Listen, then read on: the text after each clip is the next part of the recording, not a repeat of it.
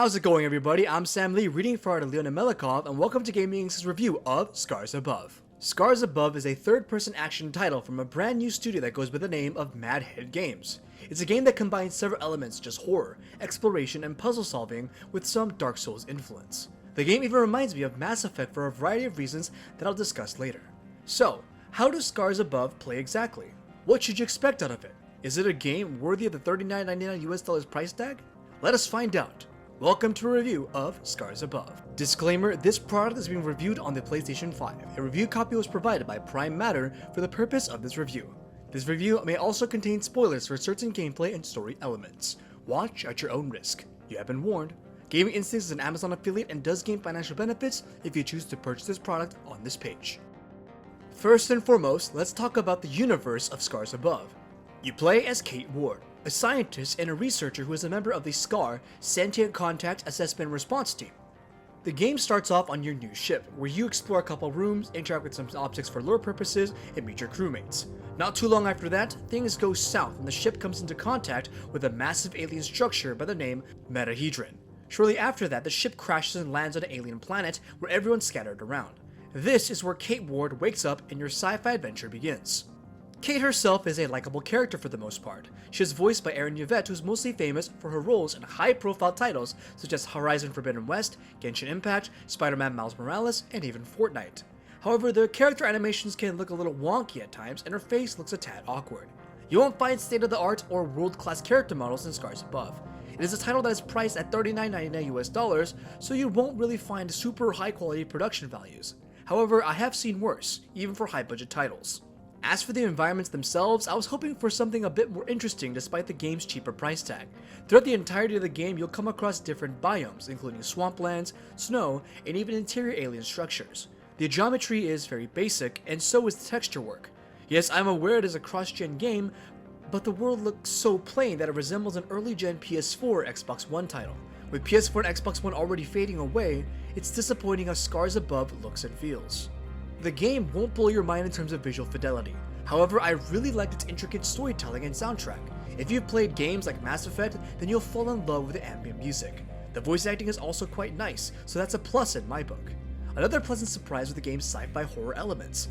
At first, it just seemed like an action game, but as you play through it, you'll encounter a couple of cool jump scares, and you'll find yourself more in a horror atmosphere than you expected. The game's overall presentation is serviceable. I do not think it's amazing by any means, but it's not horrible either. I believe the majority of players will find the world interesting enough. However, at the same time, I wished it would have been more expansive and more intriguing. Thankfully, the solid voice acting and the ambient music does make the experience more pleasurable than originally expected, despite the game's lackluster visuals and wonky character animations and models. Okay, time to get dirty and start talking about the gameplay you can expect from Scars Above. At first, I thought the game was going to play like Returnal, where you crash land on a mysterious planet and have to figure stuff out. While the premise may be somewhat similar, the gameplay is absolutely nothing like Returnal. Instead, Scars Above is a lot slower and methodical, kind of like Dark Souls, but in a third-person shooter kind of way. The game describes itself as a challenging third-person shooter, but in reality, as you play through it and unlock new weapons and gadgets, the game becomes easier and easier despite the more challenging alien lifeforms thrown at you. Basically, you explore the planet and find crafting parts for weapons and new gadgets that can improve your health capacity or grant you a new time shift ability. You can use a time shift to get behind an enemy, such as the weird looking Yeti, to find and fire at their weak spot. The weapons also have different elements such as fire, acid, shock, or ice. You can use the ice weapons to freeze enemies that are on water, and then Kate can easily shatter them. This will save her a ton of ammo and make fighting things that are normally very difficult completely trivial. It's all about using the right weapon and the environment to your advantage. The best way to think of the combat system in Scars Above is essentially rock, paper, scissors, shoot. Kate will also come across cubes of knowledge, which will grant a talent point if she found enough. You can also use those talent points to spec into 2 different trees.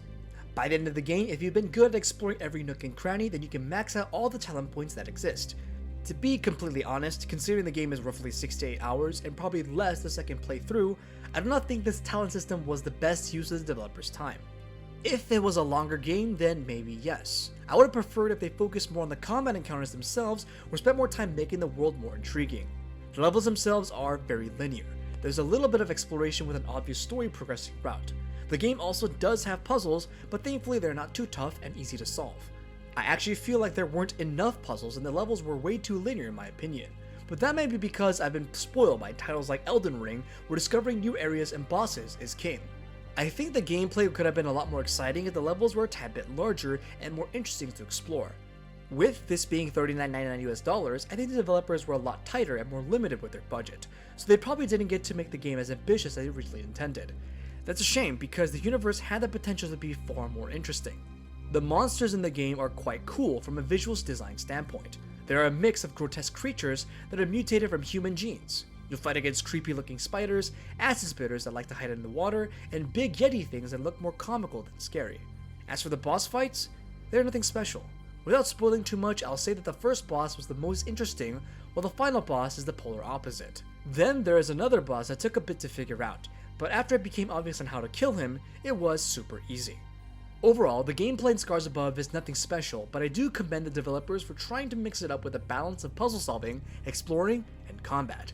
But as I previously said, the super linear level design hurts the game in the long run. The talent system seems like a waste of time, and the game gets easier rather than more difficult as you progress through.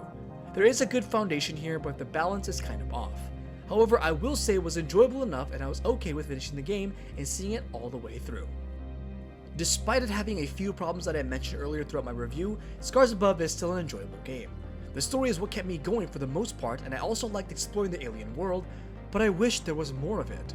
I will admit, I am a big fan of Mass Effect, so the ambient synth type of music also kept me going.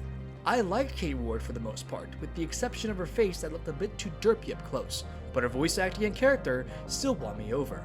The combat wasn't horrible, but it wasn't amazing either. The gadgets were fun to use, but the talent system just felt unnecessary and a waste of time, as I previously mentioned. If you are okay with spending $39.99 for roughly a 6 to 8 hour sci-fi experience, then I think Scars Above will be worth your time and money. However, if it was more than $39.99, then absolutely not. But thankfully, that isn't the case here. Scars Above is a decent game for its price point, but it isn't your next big budget sci-fi blockbuster.